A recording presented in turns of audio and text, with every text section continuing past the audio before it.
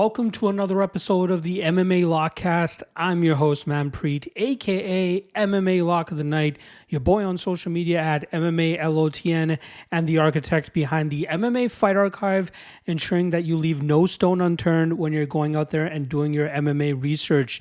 This weekend, we have OKTAGON 54 coming up, and last weekend, it was a plethora of events. I believe we had over 9 events that were taking place last weekend that people were able to research on, knowing that they were getting as many fights as possible for every single fighter competing on these upcoming cards or these past cards, so that they can make sure they get all the researching done possible, whether it's to break down fights, handicap fights, or even set up a game plan, as coaches and fighters utilize this service as well.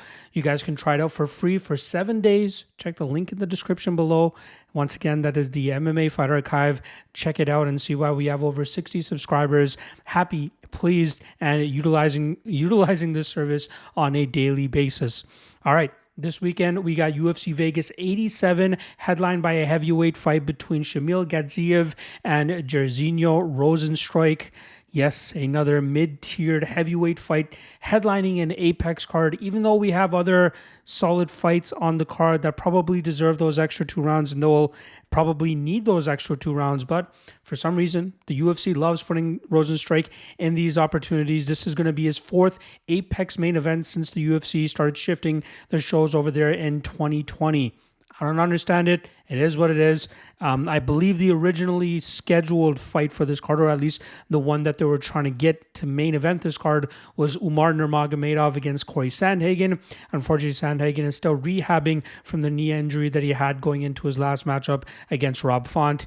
So he gets stuck with Mr. Rozenstruik once again in the main event. The guy puts out big power, obviously, but we'll obviously break down that fight a little bit deeper later on this card. But first, as I like to always do, let's recap the last event that we had. Not the greatest here that we had. We'll quickly go over it here. Lock of the night, Brandon Moreno. I had 5 units at minus 250. He swelled closer to minus 300 come fight time, but it did not end up mattering, as it was a very weird approach that Moreno took in that matchup. He was just so married to landing that overhand left or that overhand right, and he landed it a couple times, but it was getting nullified by the amount of activity and output that Brandon Royval was landing throughout that fight. Now, I know that obviously takedowns were a part of the game plan for Moreno, but he didn't seem comfortable enough when he was able to get the fight to the ground, allowing Royval to reverse position or work right back to his feet, which is where they ended up fighting for the majority of that fight. Even though Royval only landed 28% of his strikes, it was clear that he was the more active fighter of the two, and I might be a little bit bummed out by the decision there, but I can't be mad at it considering the approach that Moreno took and his lack of ability to adapt and change his game plan on the fly, considering what he was being given. So we take an L on the Lock of the Night play this past weekend. That now drops our Lock of the Night play record to 9-7 on the year for a 56% hit rate, a far cry from how well we were doing last year, but there is still plenty of time to go on the year, so let's hope we can change things around and get things right back on track for that. The Dog of the Night, we did pick up a dub there, but it was hella sweaty as we landed plus 120 on Jesus Aguilar to cash for 1.2 units. It was a close fight again, another one that went to the scorecards. It seemed like the judges were trying to favor the damage that Aguilar was landing over the control time that Matias Mendonça was getting. Mendonça obviously landed some big strikes of his own, but it seemed like Aguilar was the one that the judges were seeing landing the more effective damage. I'm not going to complain about it since I did come out on the right side of this split decision, but it was sweaty. That's for sure. But I'm glad that we got to cash the Dog of the Night there. That now brings our Dog of the Night record to 6-11 for 35% hit rate. I think we're slightly in the black here in terms of an overall performance. You guys can obviously check out the top 3 Dog of the Night candidates video where I go a little bit more in depth on the stats of that record and the performance of my Dog of the Night plays for 2024. So make sure you guys check that out on Wednesday. And let's just quickly cover the rest of the plays. So we'll go from top to bottom here. We had 1.65 units on Yair Rodriguez at minus 165. Great start for him. Possible 10-8 in that first round with how close he was to coming to finishing Ortega, but it seemed like he had some sort of mental block there, and Ortega was able to win the second and third rounds. Rodriguez was unable to stop the takedowns. It seemed like he almost stopped trying and caring at a certain point after he was unable to get Ortega out of there. So very concerning for him there. Not the type of performance I was expecting from Rodriguez, so we take an L there. We did end up hitting on the chalky Daniel Zellhuber, who probably should have ended up being the lock of the night play anyway. We knew it was going to be close early, as two judges did give Prado the first round, but I knew that Zellhuber's discipline and technical striking advantage, especially with that jab from distance, was going to be his key to victory in this matchup, and he goes out there and batters Prado over the second and third rounds, trying to chase the finish in certain spots as well, but was content with getting his hand raised by decision, so he cashed 1 unit on him there. Bad play on Sam Hughes all around. I was a little bit too excited with seeing her have a metrics advantage in terms of like her size. I thought that would play a little bit more of a factor into it, especially her process in terms of crashing the pocket and trying to get this into the clinch realm. She was unable to get anywhere close to a double leg or a single leg takedown. She always tried going for body lock takedowns, and that's where it seemed like Yadagui was far superior to her in terms of strength. And then obviously at range, that was Yadagui's bread and butter. That's where she was going to have her most success, and she was luckily able to stay there for the majority of that matchup. So we take a loss on Sam Hughes there. Bad call, I'll admit it right off from the jump here. Chris Duncan, 1 unit at plus 145 crashes, but solid start. You know, if he stuck with the striking there rather than trying to enforce the grappling situation, he probably could have ended up on the winning end here by hurting Manuel Torres. But Torres goes out there, survives the early onslaught, gets it back in his own right. I believe this fight only lasted over a minute and a half, and Torres was able to get the submission there, so we take a loss on Chris Duncan. And then finally, we had a chalky parlay that cashed with relative ease here.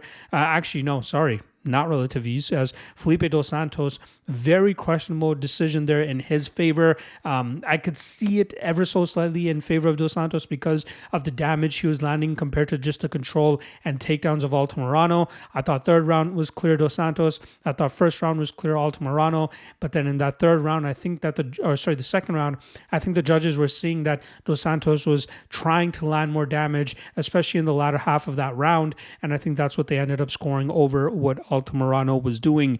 So he cashes the first leg, and then Edgar Chavez goes out there, has a solid start, and then eventually sinks in the triangle choke halfway through that first round. That cashes our chalky parlay for 1 unit at minus 129. All in all, minus 5.45 units. Not a good run there. Even on the Friday, I think it was a very unfortunate LFA that we had. Yeah, LFA did not go to plan there. Cage Warriors, we were up a unit there. The lock of the night play actually ended up getting voided because both legs of the lock of the night play actually ended up getting canceled on weigh-in day and fight day. And then PFL, the lock of the night play was a chalky parlay there, but with Jason Jackson and Vadim Nemkov hitting relatively easily, we cashed that. ACA, we only ended up having a dog play on there, which cashed plus 140 on Grigor Metevosian, I believe his name was. I think he got the first round stoppage there, so good win for us there, but not the best weekend. So we want to bounce back. We want to get back to how we were doing in January, which was a very stellar month for us. Let's try to get back on track, and hopefully March is far nicer to us than February was.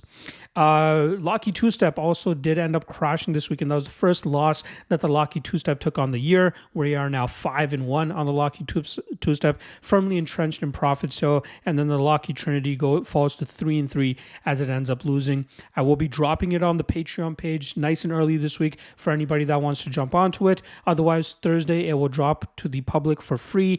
And just like last week, I'm expecting the line to be significantly worse on Thursday than it is when I drop it for the Patreon folks on Monday. So if you want it nice and early, check out the Lock of the Night MMALOTN Patreon page. Link for that in the description below.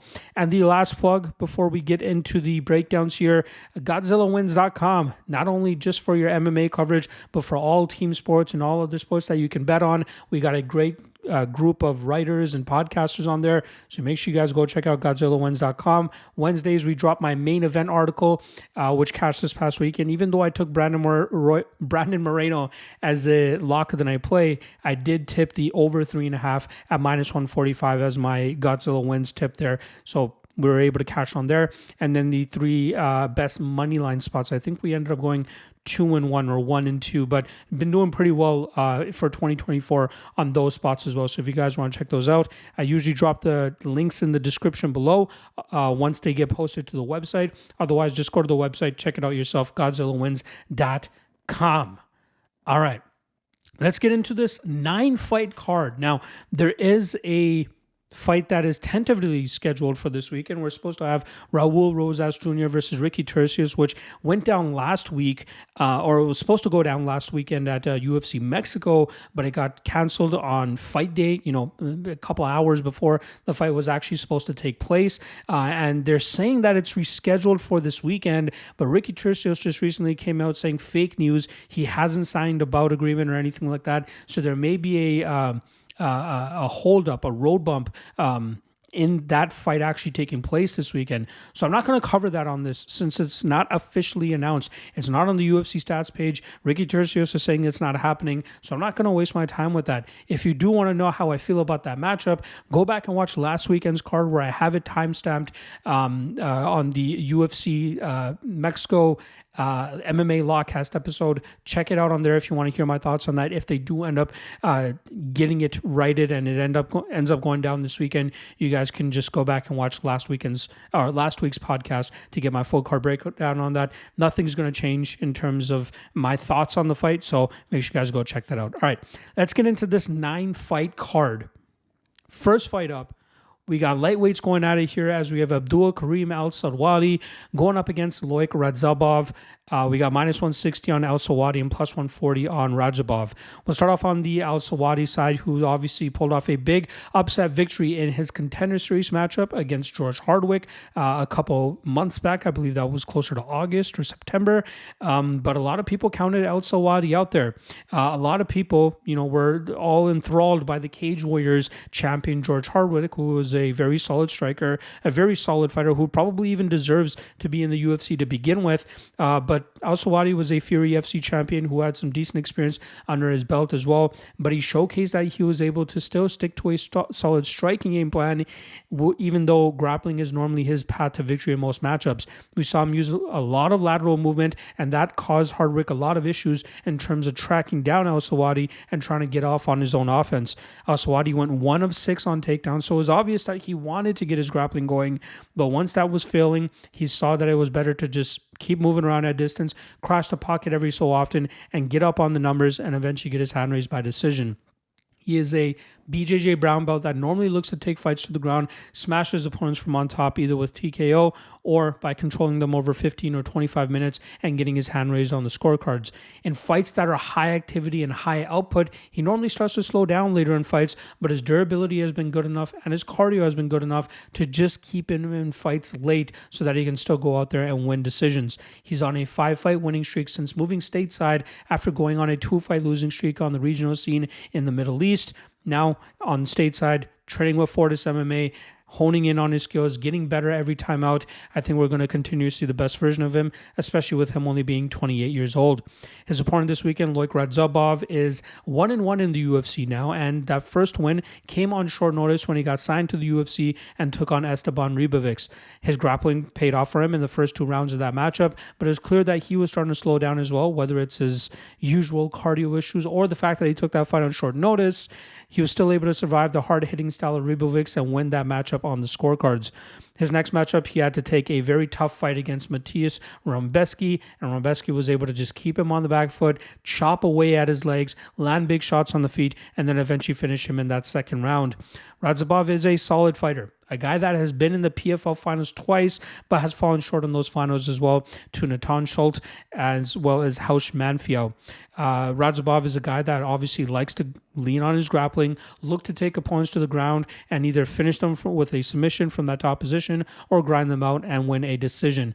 It's just when he's unable to dictate the pace of fights, things start to go sour for him because he's unable to keep up his cardio over 15 minutes. Now, this is a matchup between both guys that deal with some cardio issues late in matchups, but it's going to come down to who's going to be able to dictate the pace here.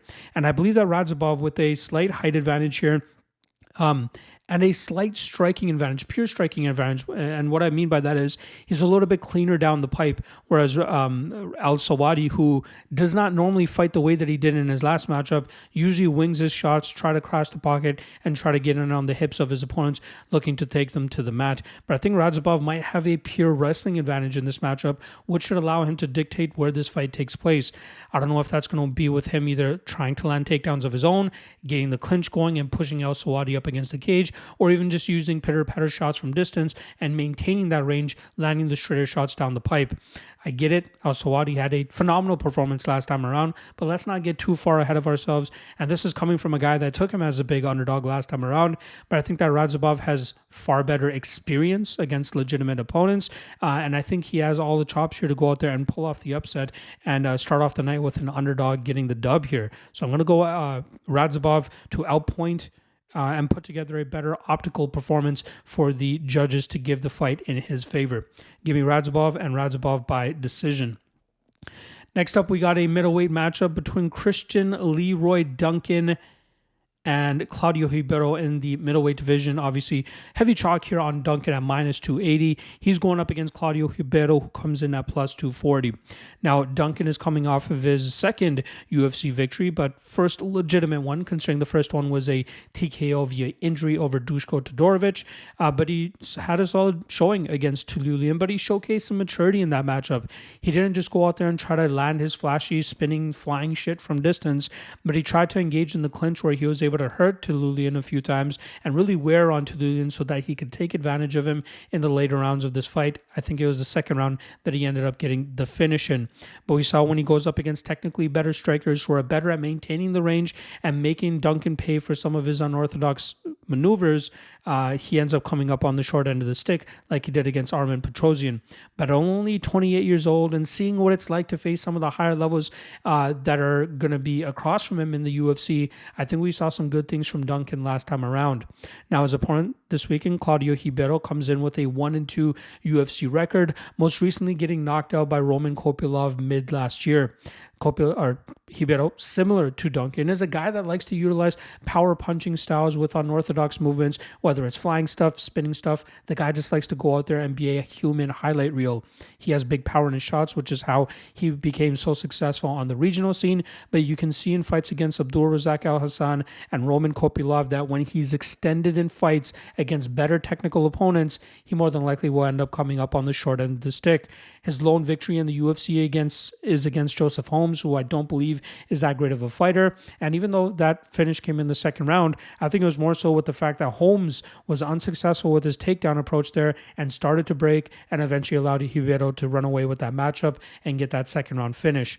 However, I think in this matchup, we're going to see Duncan control the majority of it. He is the bigger, stronger fighter in my opinion, and I think he might look to go the same route that he did against Tuliulian, where he was able to clinch him up against the cage, wear on him, land some knees, land some elbows, some dirty boxing, and wear on Ribeiro so the power, agility, and explosiveness of Ribeiro starts to deflate very quickly. This will allow Duncan to start free-flowing in the second and third rounds, which is where I think he'll eventually be able to get the finish. Now, the over 1.5 at plus 100 is something that's a little bit interesting to me and intriguing to me, because if we do truly have a mature Duncan coming into this matchup, it's not going to be the Duncan that we saw on the regional scene that was going out there and just getting these quick finishes. Yes, some opponents on the regional scene tried to take him down, and we saw fights go into deeper waters, but normally he is a guy, if he's able to have his way, he likes to go out there and just free flow and try to knock people out quickly. But in this matchup, he's having a guy that's going to try to do the same thing to him. If he can just slow it down, do what he did in the Dennis Tuliulian fight, he should be able to get this fight onto his terms in the second round and likely find the finish closer to the ending of that frame as well. So the over 1.5 is something that I am considering, especially at plus money, but I do think it ends up still with Duncan getting his hand raised by knockout. Moving over to the bantamweight division, we have Aiemann Zahabi coming in at plus 500. He goes up against scorching hot prospect Javid Basharat, who comes in at minus 700. Now, Aiemann Zahabi is currently riding a 3-fight winning streak, 2 of those coming by knockout. He was on a tough run back in 2018 and 2019 where he was on a 2-fight losing streak. He took off a bunch of time and now comes back with a 3-0 run. Again, looking decent in most of those fights, especially with him getting the early knockouts in a couple of them as well. He's 36 years old, but he is a far cry from the super, hot prospect that we expected him to be when he first came into the UFC due to his relation to his brother, Zahabi, who's obviously famed Canadian coach of the TriStar Gym and of Georges St-Pierre, one of the greatest fighters of all time. Zahabi is a slick striker who also has some sneaky submissions up his sleeve, but I think he does his best work when he can get into his flow state with his striking. But with him being at 36 years old, with him not being super active over the last couple of years, I think we'll see him come up short against a guy in Javid Basharat, who I believe is probably one of the best, if not the best prospect at 135 pounds. I get it. There's still Tatsuro Taira and I believe Rinya Nakamura out there as well. So I don't want to get too far ahead of myself, but Basharat has shown almost no issues or no flaws in his game since entering the UFC off of the Contender Series. He's gone out there and gone to a decision over his last 3 opponents. His actual last opponent was Victor Henry in a fight that it seemed like he was really starting to take over, and then there was an unfortunate nut shot that caused that fight to be stopped and ruled a no contest. Basharat is a smooth striker. This guy operates from distance very well and throws combinations, utilizes his footwork and distance management so well that opponents find it very hard to land on him cleanly. And he's starting to show off some grappling chops as well, something that he has fully been capable of, but he's been so comfortable in the striking realm that he has chosen to strike with his opponents more often than not. But it's clear that since he's moved stateside with his brother Farid, they've been teaming up with the guys over there at Extreme Couture, teaming up with Jake Shields and those guys, and really rounding out their grappling game, which is a very solid addition to their skill set, especially with their ability to mass takedowns so well behind the striking that they're already so feared for. In this matchup against Zahabi, I think we'll see Zahabi's Cinderella run come to an end. I think Basharat is a little bit slicker on the feet. I think his striking defense is good enough to stay away from the power and the deceiving power that Zahabi possesses, and I think I wouldn't even be surprised if you see Basharat look to take this fight to the ground just to keep Zahabi on his toes. Obviously, minus 700, a little bit tough to get behind. If you were able to parlay him a couple of days ago when he was a little bit closer to minus 500, maybe you get a little bit of better value there. But I just think he's so much better and so much closer to his prime than Aiemann Zahabi. And even though Zahabi has some decent experience under his belt, Basharat is one of the best prospects, if not the best prospect in the lower weight classes in the UFC right now. So I understand the line. I won't hate on anybody trying to parlay him in this spot either. I think he wins by decision, but that decision prop is probably going to be hella chalky. Obviously, props aren't out yet as I record this on Monday, but usually that's his path to victory in fights, and I expect him to do that once again this weekend over Aiemann Zahabi. All right, let's move over to the flyweight division where we got Matt Schnell coming in at plus 270. He goes up against another hot prospect in the flyweight division, Steve Erceg, who comes in at minus 320. Now, starting off on the Matt Schnell side of things here, he's looking to rebound from his knockout loss to Matthias Nicolau from late 2022. Now, Schnell decided that he wanted to take a little bit of time off after the birth of his second child in 2023, but he was scheduled for fights in June and November. In June, he was forced to pull out of a fight because he had a hand injury, and then in November, he pulled out due to a staph infection that he had to deal with that he said got pretty bad. But now here he is back in early 2024 trying to get back on the winning track, and he's faced some very tough opponents over his last several fights. His losses have come to current champion Alexandre Pantoja, recent challenger for the title, Brandon Royval, and a perennial top 5 flyweight in Matthias Nicolau, so we can't blame him too much. And who can forget his crazy comeback victory over Sumudarji, where he was nearly finished numerous times early in that fight, but was able to pull off the submission in that second round after Sumudarji just completely emptied his gas tank trying to finish Matt Schnell. Schnell has a very slick and aggressive jiu-jitsu game when he gets his back on the mat, and in the striking realm, he's quite technical with his striking approach, but it's just been his lack of durability that has caused him issues time and time again. Even in fights that he wins, he finds himself in trouble more often than not because opponents are able to sneak through that guard of his and land cleanly on him and put him on his butt. It just does not seem like he can take a punch as well as he could from earlier on in his career, and that's going to cause him some issues, I think, again this weekend. Steve Erceg is 11-1 and is on a pretty solid winning streak right now, and probably one of the best prospects to come out of Australia in a long time. Steve Erceg, BJJ black belt, is a national Muay Thai champion as well down there in Australia. And the flack that I've given him in the past is the lack of legitimate competition he's been facing on the regional scene in Australia. But that's not his fault. You know, he was stuck in Australia. The regional talent there usually not the greatest to hone guys and their skill sets coming into the UFC. But Erceg has shown some great stuff. You know, obviously that short notice victory over David Dvorak, great win for him there. The victory over Alessandro Costa, he had a solid first round where he hurt Costa numerous times. He got hurt himself in the second round, but was able to bounce back and get that fight into a comfortable and safe position where he was able to just battle back into the fight and then win that third round, utilizing his fight IQ and his clinch to really just slow down Costa and keep him away from utilizing his big power. Erceg is very calm, very disciplined, and very smart with his striking approach as he's able to just stalk his opponents and then land those shots down the pipe where he's able to put them on their butt and hurt them very badly. Once fights get to the ground, he's very aggressive with his own BJJ black belt, which is why he often goes out there and gets submissions in his fights. He only has one TKO on his record because the majority of his fights end up on the mat where he's able to control his opponents and eventually find submissions. This guy's very deceiving in terms of the way he looks. I get it. He looks like Steve Carell. He looks like Michael Scott. But he goes out there and he gets the job done. He's only 28 years old. He's very skilled. And I think it's going to be his technical striking approach that's going to get him the victory here over Matt Schnell. Now, Schnell can be competitive. And I've seen some guys kind of mock the minus 320 line on Steve Erceg. And yes, he hasn't faced the highest level of competition. So it's tough to see how good this guy's actually going to be. But Matt Schnell's the perfect matchup for him. I wanted to make a case to take a shot on Matt Schnell at plus 270, but I just can't. Erceg is too clean, too precise with the striking, and Schnell just doesn't have the reaction time required to stop the striking of Erceg here. I fully see Erceg landing the shot straight down the pipe. I see him following up with some submissions.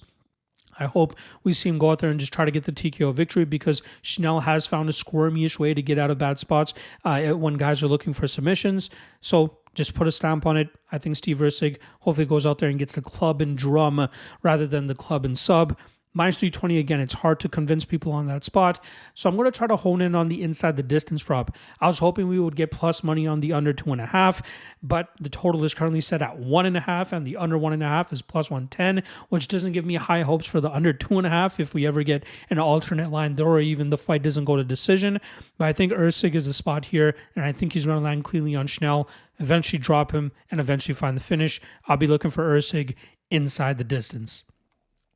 All right, like I said, this is where the Rosas Jr. and Turcios fight is scheduled to take place at this spot in the card.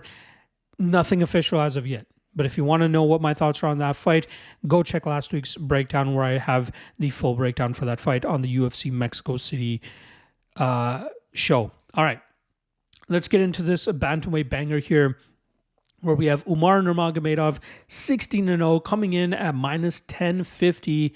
Yes, you heard that, minus 1,050, going up against UFC newcomer Bekzat Almakhan, who comes in with a 17-1 record and is steeped underdog here at plus 725. Never thought I'd say those numbers for a guy that's 17-1, but Umar Nurmagomedov, undefeated, looked tremendous last time around as he knocked out Hani Barcelos in the first round of their fight.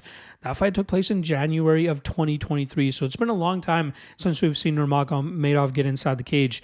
One had to do with the fact that he's been unable to get guys that are willing to sign on the dotted line to fight him. And secondly, he suffered an injury against in a fight that he was supposed to have against Corey Sandhagen in August. That put him on the shelf for a while. And then after that, he was unable to find opponents.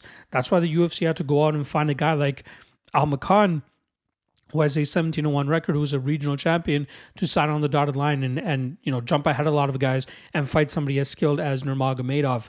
Now, people want to say, why didn't they just put the Sandhagen and Nurmagomedov fight together again? But Sandhagen, if you guys remembered, was injured going into the Rob Font fight. Rob Font stepping in on short notice for Nurmagomedov that night. And that's why we got that boring-ish performance from Sandhagen, as he utilizes wrestling so that he can just keep his knee as healthy as possible over those 25 minutes. But Sandhagen is still on the mend. Nurmagomedov does not want to wait. They had penciled in Nurmagomedov versus Sandhagen for this card. Sandhagen was unable to make the date. But now Nurmagomedov just wants to stay active, just wants to keep his feet wet under him, and he has to take on Almakhan here. Quickly talking about Nurmagomedov, obviously he has the wrestling. The last name should tell you that. But it's his ability to mix his striking that makes him so special. He throws a lot of kicks from distance. The creativity with his striking, especially the combination he landed on Barcelos to put him out, was a thing of beauty. He's just so well-rounded in every part of MMA, and he's only 28 years old. Hopefully we get to see him a little bit more active. Last year when I talked about him, I was saying, he might get a title shot by the ending of the year. He was just unfortunately unable to stay active enough to secure that. But maybe this is the year. Maybe this is the year he finally gets his title shot and he can strap that gold belt around his waist. But very talented fighter all around. Haven't really seen many issues from him. I think one flaw that I picked up on from earlier in his career is that he's not super active with the striking, but he seems to be shoring that aspect up and being more comfortable with throwing his kicks and his punches down the pipe. His opponent this weekend, Bekzat Almakhan, he's on I believe it's a 9-fight winning streak right now. His last loss came back in 2019 where he hurt his opponent very early, emptied the gas tank trying to finish him, was unable to do so, and his opponent was able to come back in the second round, take advantage of the exhausted Almakhan and find a club and sub victory of his own. But since then, Almakhan has very much matured and very much improved with his striking, his discipline, and his skill set all around. He's a solid striker, great timing on his takedowns. I have some questions about his ability to hold his opponents down for long periods of time. He is most comfortable on the mat, but in the striking realm, he is definitely improving. He's throwing in combinations, throwing head kicks, getting some knockouts as well, which is definitely helping his confidence. But I think he's being thrown to the Sharks a little bit too soon. Now, I get it. That's probably why he got signed to the UFC in the first place, because nobody else wanted to fight Nurmagomedov. So you got a regional 17-1 guy that is probably just getting into the UFC in terms of a hazing type of method or approach here by taking on Nurmagomedov. But keep an eye on Almakhan as he continues to gain more experience in the UFC against higher levels of competition. This might be a guy that we eventually see fight Nurmagomedov once again, right? Both these guys, 28 and 26 years old. They're still young enough that they can build up the momentum to potentially fight each other once again. But Almakhan needs a little bit more experience against UFC level talent before we, pick him as an underdog here against Nurmagomedov. I would never suggest parlaying a minus 1050, especially against somebody, like Almakhan, who seems to have legitimate skills of his own and has the potential ever so slightly to pull off the upset. So I'd rather just pass on this fight as a whole and maybe look at the method of victory here that could potentially get us a little extra cash in the pocket. And I'm thinking the overs and possibly even fight goes to decision and Nurmagomedov by decision. I get it. Almakhan's sole loss came by submission, but I think he is a much more disciplined and better version of himself than he was 5 years ago. So I'm going to take Nurmagomedov and Nurmagomedov by decision. I'll see what that prop is. If we're getting solid enough plus money on it, maybe I'll take a shot there. The over 1.5 is currently at minus 200, so not enough, meat on the bone there to really take a shot. But I'm thinking Nurmagomedov by decision, probably the best way to go for this matchup. I probably talked about this fight way too much to still just go out there and pick up the chalkiest favorite on the card, but it is what it is. All right. Next up, middleweights. We got minus 400 excuse me, minus 400 on Eric Anders coming in against Jamie Pickett, who comes in at plus 330. I never thought I'd see minus 400 again on Eric Anders, but sometimes stylistic matchups call for him to be a heavy favorite, and this seems like one of those spots. He's currently 2-3 over his last 5 fights. Last time around, getting outworked by Marc-Andre Barriault in June. It was a weird fight, as I thought Barriault would be the one that was on the front foot, but it was Anders that was the one walking him down, trying to engage in the clinch. But ultimately, Barriault was the one landing more significant strikes, landing more damage, and ultimately got his hand raised on the scorecards. Anders is starting to slow down, right? This guy's 36 years old. It's starting to show that the physicality and strength that he originally brought to the table and why he was successful early in his career is starting to wither away as well. But he is matched up against another guy that likes to go out there and utilize his physicality to pick up his wins. We got Jamie Pickett, who's 2-6 in the UFC, currently riding a 4-fight losing streak, but still managing to keep on to a UFC roster spot. I think more so considering that he took that shot against Bo Nickel. UFC's probably rewarding him and giving him another shot here, even though he lost against Josh Frem last time around as well. Like I said, both guys usually rely on their physicality and strength to overwhelm their opponents in the clinch, get them to the ground and do some good work from that top position, or utilize their punching power and explosivity to try to knock their opponents out. Where I think Anders is the guy that will likely look better here. He should be able to get this fight into his realm of, forcing the action, pushing Pickett up against the cage, maybe even landing some takedowns. But minus 400 is not a number that I really want to trust Anders with. I expect this fight to be closely competitive in certain spots, but I think that we see this fight go to the judges' scorecards. Overs is what I'm looking at. Fight goes to decision is what I'm looking at here, but I think Anders is probably the spot that ends up getting his hand raised on the scorecards. All right, big-time flyweight fight here in terms of ranked flyweights trying to get closer to a title shot, but most importantly, the return of Alex Perez, who's currently on a 2-fight losing streak and comes in as a plus 280 underdog. He goes up against the phenom, the young prospect, the 23-year-old Mokaev, who comes in at minus 340. Now, Perez, 2-fight losing streak, the second last of which was a quick finish from now champion Alexandre Pantoja, but it's really been Perez's battle with himself in terms of trying to get to the cage. This guy, I don't know how many times he's been canceled in terms of his fights actually taking place.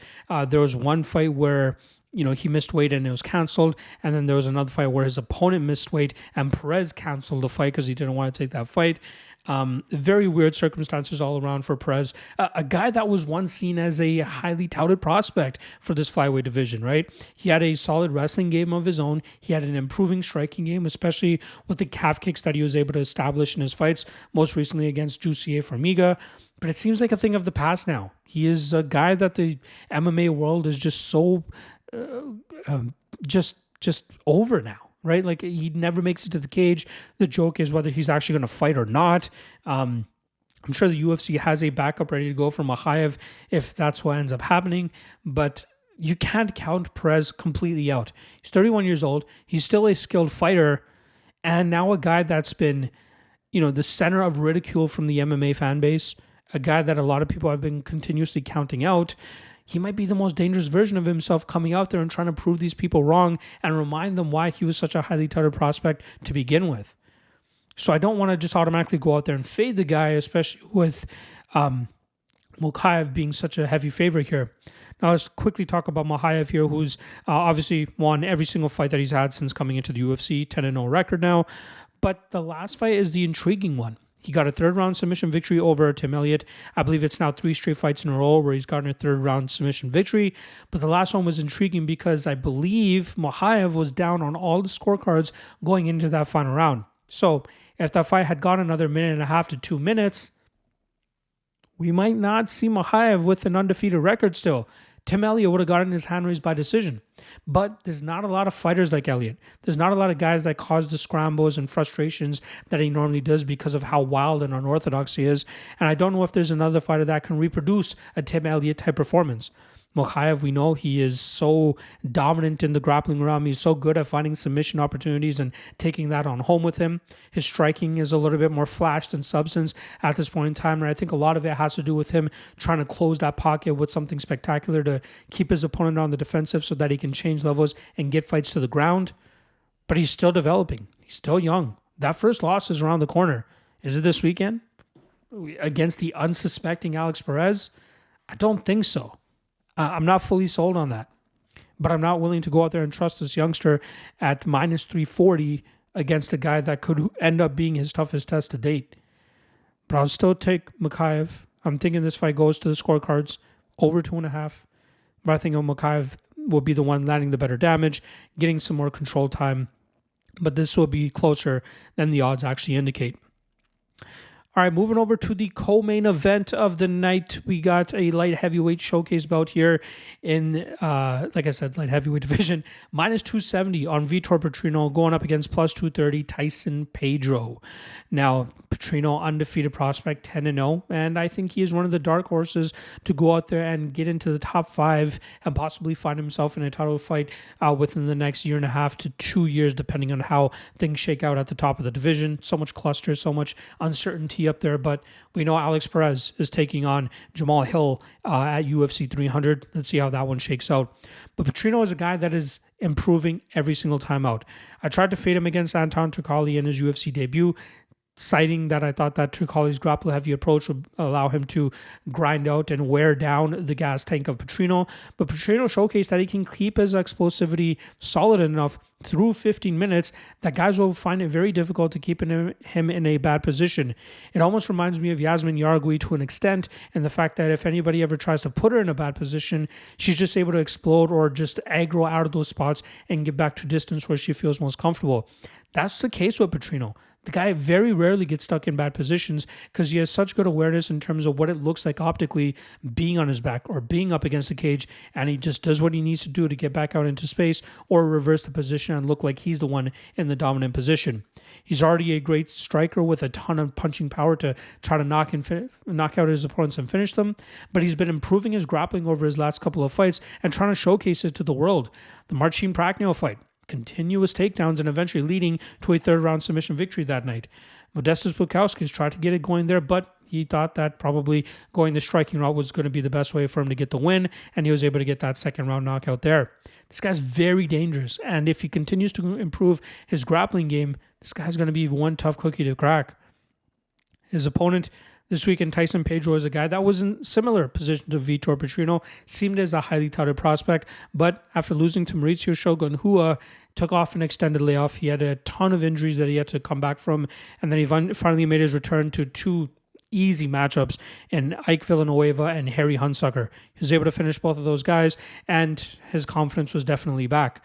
Unfortunately for him, he came up short against Modestas Bukauskas, who was returning to the UFC on short notice to fight Tyson Pedro, and that just continued to show us that Pedro may not be the guy that a lot of people expected him to be. He picked up a big win over Anton Turcali late last year where he was able to get that first-round knockout, but I'm still not sold on what Pedro brings to the table.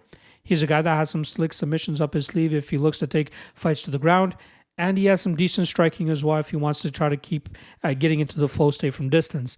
But this is not a fight I believe he can get into that flow state, as Petrino will clearly be landing the bigger, better strikes. I think Petrino will be able to dictate and control where this fight takes place, and I just don't see where Pedro really wins this fight. Like, he could look to take it to the ground and try to get his BJJ going, but we've seen Petrino clearly improve that aspect of his game, clearly be very difficult to take down, and even be harder to hold down. So I think Petrino wins this fight pretty much anywhere it goes, and I think that this is the fight that we'll see him actually go out there and get another finish, likely, probably by the second round as well. I like Petrino here, and I like him to win this fight by knockout. All right, heavyweights here, probably one of the more binary fights that we have on the card. We got Jairzinho Rozenstruik coming in at plus 125. He takes on prospect Shamil Gaziev, who comes in at minus 145. Now, it's tough to say prospect when you have a 34-year-old in Gaziev, but considering he's only one fight into his UFC career thus far, I kind of get it. Now, striker versus grappler, right? We'll start off on the striker side, who's come up short in 3 of his last 5 fights, mainly 2 grapplers. Obviously, Curtis Blades was able to get him down continuously and grind him out and win that fight on the scorecards. We saw Gelton Almeida get him to the ground with relative ease and find that submission to get him out of there. And then Alexander Volkov was able to just knock him out on the feet. Rozenstruik is a guy that is dangerous with his power, as is with almost any heavyweight. But he struggles with guys that when they try to get fights to the ground. And that's where he's going to run into trouble here. I I don't know what it is that the public is seeing in Rozenstruik and his ability to win this fight, and why this fight is so close on the odds. I get it. He's dangerous with his power. If he lands, probably over. Sure, Gaziev, hasn't faced the toughest competition. Maybe that's what they're trying to see here. But Gaziev is so strong when he gets a hold of his opponents that he should be able to get this fight to the ground with relative ease. Also, his growing confidence in his striking, just as he showed in his last fight against Martin Buday, that could allow him to, maybe strike with Rozenstruik ever so slightly. And Rozenstruik is a guy that is normally very gun-shy. If he's being put on his back foot, maybe he shells up a little bit, and that gives the opening that Gaziev needs to get this fight to the ground. But I really believe once this fight does hit the ground, Gaziev's strength will be too much for Rozenstruik to deal with on the ground. That will allow Gaziev to get to the dominant position that he needs and to rain down the big shots to either get the TKO or open up the submission opportunity to get a choke as well. Again, heavyweights, knockouts are always possible. But I feel there's such a discrepancy here, especially when this fight hits the mat, which I have no doubt that I will within the first minute and a half to 2 minutes of this fight. And I think that Gaziev has educated himself enough in the striking realm to be safe enough and stay away from the big wide shots that Rozenstruik is going to throw his way. I get it. People love to read into the striking background of Rozenstruik, but he's knocking out Augusto Sakai, who has been somewhat fragile sometimes. Chris Daukaus, who has been clearly fragile throughout his career. Gaziev, this guy can take a shot, in my opinion. This guy is somebody that can maintain the range well enough until he can find the opportunity to change levels and get this fight to the ground and get that finish within the first round or so in this matchup. So I'm going to go Gaziev here, minus 145 in my opinion. Gift of a line. We might not be able to get him at this line. And I'll say this. I did go against him last time around against Martin Buday. I thought Buday would showcase a better striking game, but he couldn't get off on anything if Gaziev was able to keep him on the back foot the entire time and just wear on him with punches and output, and then eventually putting him away early in that second round. That showed me a lot about Gaziev in that matchup. In my opinion, I thought that fight was going to be tougher for him, or I think that fight is going to be tougher for him than this Rozenstruik fight will be. Rozenstruik might have better one-punch knockout power than Buday, but I think it's going to get harder and harder for him to land that big shot. And I don't even think this fight goes past the 4th or 5th minute, if I'm being honest. I'm going to take Gaziev round 1, TKO or sub, whatever it is. I think he wins this fight relatively easily. There you guys go. 9 fights broken down, and the potential 10th, the Raul Rosas Jr. Ricky Turcios fight. If you're still looking for that breakdown, check out last week's podcast where I broke it down in full. Otherwise, we only have 9 fights scheduled for this weekend. Let's see if they can put together a couple more, but I always like to drop my podcast on Mondays, so here you guys go. Appreciate all the love. Appreciate all the support. Let's get back on the winning track this week. Got a ton of other great content coming this week. I'll be doing a regional breakdown as well of OKTAGON 54 for the public, so make sure you guys stay tuned for that. I believe I'll drop that on Wednesday or Thursday. And then all the other great segments that you guys have known to love. Top 3 lock of the night candidates, top 3 dog of the night candidates, free parlay, quick picks, and the top 3 best prop bets as well. I'll see you guys again tomorrow. Peace.